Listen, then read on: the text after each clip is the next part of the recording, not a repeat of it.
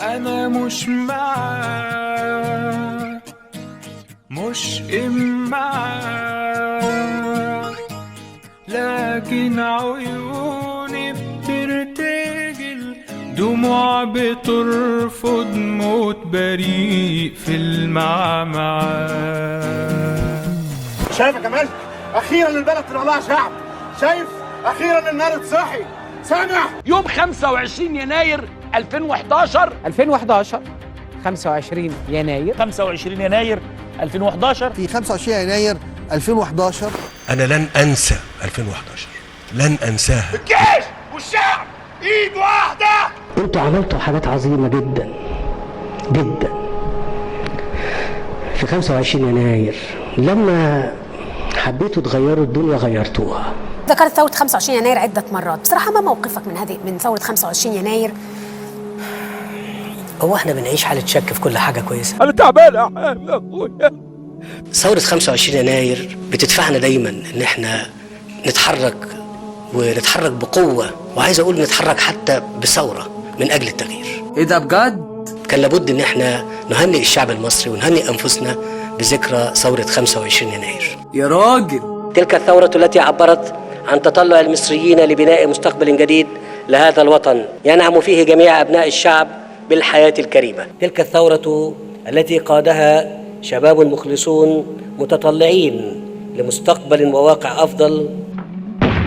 سيس، جيل السيس، شباب الخنافس الهيبس، أبطال. حل عام 2011 بأحداث ألمت بالمنطقة. أنا بسمع أحيانا كده دعوات يقول لك إن إحنا نعمل ثورة جديدة.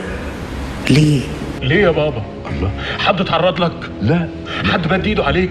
لا مش حد داسلك على طرف يا بابا؟ لا انا هفهمك. طب ليه؟ طب يا ابني اديني فرصه اتكلم معاك بره يا اخي. كل اللي بنتمناه ان احنا نصل للحاله اللي كنا موجودين عليها قبل 2011. الثوره كانت اعلان شهاده وفاه لدوله. شهاده وفاه لايه؟ لدوله. المجمع اللي احنا نفتتحه بتاع مستورد ده بدا امتى وتوقف نتيجه احداث 2011. توقف نتيجه ايه؟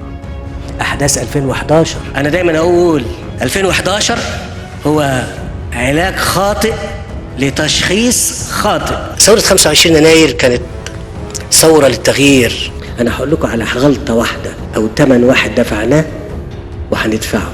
2011 ده اللي حصل لقطاع الآثار. عدم الاستقرار معناه ضياع الدولة. طب أنت بتكرر الكلام ده كتير وهفضل أكرره. صح، أنت نموذج حقير. صح، أنا فعلا حقير فعلا. الدين العام قفز من 600-700 مليار جنيه 2011. ايوه، احنا عيننا مليون في 2011. عيننا مليون ما لهمش اي حد خالص. ده الجهاز هو مشبع في 5.5 مليون، ورحنا احنا مزودين مليون بالمظاهرات. لو ما كانتش 2011 كان هيبقى عندنا فرصة ان احنا يتم التوافق على بناء السد. هقول لكم على حاجة برضه في 2011. هو اللي قام مش عايز اقولها صعبة. اللي قام سرق خطوط سكة حديد في مصر. سرقها امتى؟ سرقها في 2011. طب انا لما قلقت على المية من امتى؟ تفتكروا من امتى قلقت على المية؟ من 2011. لم يكن ابدا تبنى سدود على نهر النيل الا ب 2011. انت السبب في كل اللي انا فيه ده. عندك حق. انا اللي خليت الشاب اللي حبيتيه وسبت اهلك عشان يطلع نادي واطي. انا اللي خليت عمتك تضرب العيال عشان الجبنه. اقول لك انا اللي كلت الجبنه. لما البلد كشفت ظهرها وعرت كتفها فاي حاجه تتعمل بقى. ما بقتش ارتاح ولا اقدر اطمن من 2011 تحديدا من 25 يناير.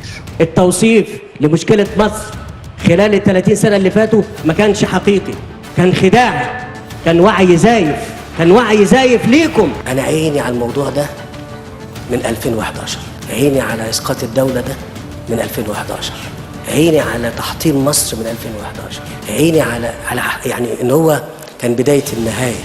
2011 كان اعلان لشهاده وفاه الدوله المصريه، وبالتالي قال لك حل المساله، اتحرك وشيل، وانت بتتحرك بتشيل مستقبلك. في ناس عملت اجراءات لم تكن لتقوم بها ابدا الا في احداث 2011 وبالتالي تصوروا وتخرجوا للشوارع تهدوا بلادكم وتفضل المسلسل شغال خراب في خراب. عايز تتحرك تاني وتعمل اتحرك، انت هتضيعها خالص. لازم يبقى عندنا فوبيا من اسقاط الدوله. فاهمين كلامي؟ يا عم رحت مصلحتك. ما دي مصلحتي. لا احنا بطلناها كده. طب خلاص يا عم انتم مصلحتك. 25 يناير جه وقف كل حاجه، فول ستوب زي ما نقول كده، حصل شوت.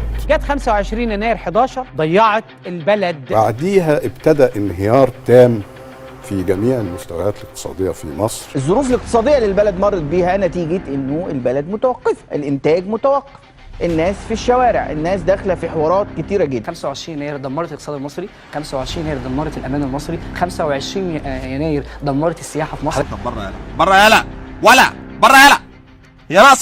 في هوجة 25 يناير اللي دمرت بيها اقتصاد الدوله ودمرت بيها اهم مصدر من الدخل اللي هو السياحه. مفيش شك ان ال10 سنوات الاخيره من الحكم الماضي كان حصل فيه ترهل كبير حتى في الاقتصاد المصري. انا بقول هذا الكلام خرج من رحم فوضى 25 يناير كل هذه الكوارث وكل هذه الازمات التي نحن بصددها الان. انت السبب في كل اللي انا فيه ده. عندك حق. واللي مش مصدق هو حر، واللي مش عاجبه يتفلق. ايه الكلام ده يا نص؟ بلا نص بلا سفت. ايه في ايه؟ انا انتهيت. 2011 كان اعلان لشهاده وفاه الدوله المصريه. انت بتتكلم كده ليه يا عم؟ انا لن انسى 2011. سيبك من الصعبانيات دي بقى، ها وسمعنا حاجه حلوه بقى. انا قلت قبل كده مفيش حد استفاد من ثوره يناير على الاطلاق غير الرئيس عبد الفتاح السيسي وانا اللي فتحت لك بيت واعتبرتك قد من ابعتي. مصر تعتبر من الرابحين، معلش انا هخش في الحته دي، لانها استطاعت انها بعد كده تخش تلحق نفسها وتعيد حساباتها. بدليل استمرار معاناة المواطنين جراء الزيادات في الأسعار. بص لي كده، يوم 25 يناير 2011 ويوم 25 يناير 2021، ايه الفرق بين الاثنين؟ هل مصر افضل ولا لا؟ في الاقتصاد المصري استرجعناه بعد فتره لما حصل تغيير بعد كده وجه الحكم الحالي. الدين العام قفز من 600-700 مليار جنيه 2011 الى اكثر من 2 و3 تريليون 3 و4 تريليون جنيه دلوقتي. زغرته يا اخوان، يا حاجه زغرتي والنبي. الديون المحليه والخارجيه تتجاوز 107.4% من الناتج المحلي، وبالتالي احنا نواجه خطر حقيقي. البلد كشفت ظهرها وانا اسف وعرت كتفها في اي حاجه تتعمل بقى. قلت لك ياما لم كتفك، شباب تعبان. منظمه التعاون كانت حطانا من ضمن الدول اللي ما ينفعش الاستثمار فيها، الريت اللي احنا واخدينه. خدت الاسبوع اللي فات لقب اسوأ بورصه في العالم. مبروك مبروك مبروك مبروك. احصائيات الجهاز المركزي للتعبئه العامه والاحصاء بنتكلم على 30 مليون مواطن مصري يعيشون تحت خط الفقر. على فدي عندك حق. هتكملوا معايا لغايه لما بفضل الله. بقول لك ايه مفيش هنا تاني يا انا مش معاك، مش معاك، لكن عيوني بترتجل، دموع بترفض، موت بريء في المعمعة. راح اكون مغفل واعترف، الدم ما فيهوش تصنيفات، احمر ملوش لون مختلف، والجهلة لسه بيسألوا هو تبع مين اللي مات. بيتجروا بالجثة اللي بين ايد ربنا، شوف كم قتيل من عندهم وكم قتيل من عندنا. ايه اللي وداهم هنا؟ انا مش معاه، مش معاه. لكن عيوني بترتجل، دموع بترفض موت بريء في المعمعة. دلوقتي عاملين العالم هو الكفن، كم قلب بيحب البلد مات واندفن.